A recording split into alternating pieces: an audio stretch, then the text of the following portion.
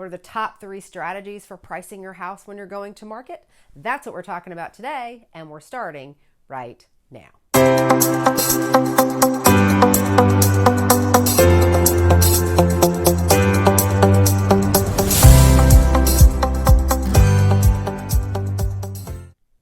I'm Sherri Green with Coldwell Realty. Welcome to Thursday Thoughts, a weekly series where I address a topic about the real estate industry, the buying or the selling process, or the real estate market in Washington, D.C. and Northern Virginia. What are the 3 most popular ways to price your house when you're putting it up for sale? So there are lots of ways to think about the strategy for pricing your house. And clearly, I want to start with this. All real estate is local. So what you want to do is make sure you're following the norms and the typical ways that people price their homes in your specific area, because that can make a huge difference. But for this discussion today, let's talk about the 3 most popular ways to think about pricing a home for sale. Aspirational, market value, and below market value. We have to remember when pricing a home, we now have a product. Yes, it's still your home, but it's a product in the eye of the buyer, and they have to decide that that price is worth it for them.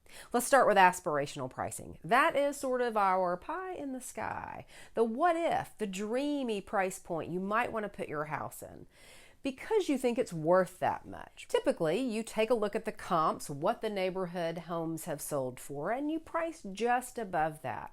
It's a strategy that can work in a seller's market, but it's rarely the right answer. Buyers are going to know if you have overpriced the home, and even if you're in a seller's market, they're likely to want to negotiate down to a more market area pricing. And that's our second pricing strategy. Market value. It's taking a look at all of the research, all of the data, and coming up with what your house should be priced at based on the area and the neighborhood comparable sales. There are adjustments made if you've got a better backyard or you have newer appliances or a newer bathroom or kitchen, but market pricing puts us right in line with what the research is telling us your home should be priced at and should sell at. The last pricing model I want to talk about is below market pricing. And sometimes it's wise to do this. That is doing the comp work we talked about, doing all of the research, and then pricing your home lower than what you expect is the right place for it to sell. Now, why would you do this? If you have a lot of competition on the market, you may need to come in lower than your competitors to draw more attention. If your property could use some upgrades, this is probably where you would want to price your home as well.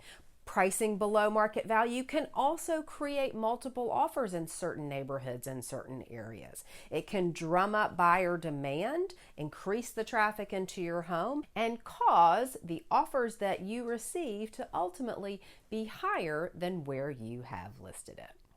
Pricing below market value can drum up a lot of interest and can turn into a multiple offer situation many, many times.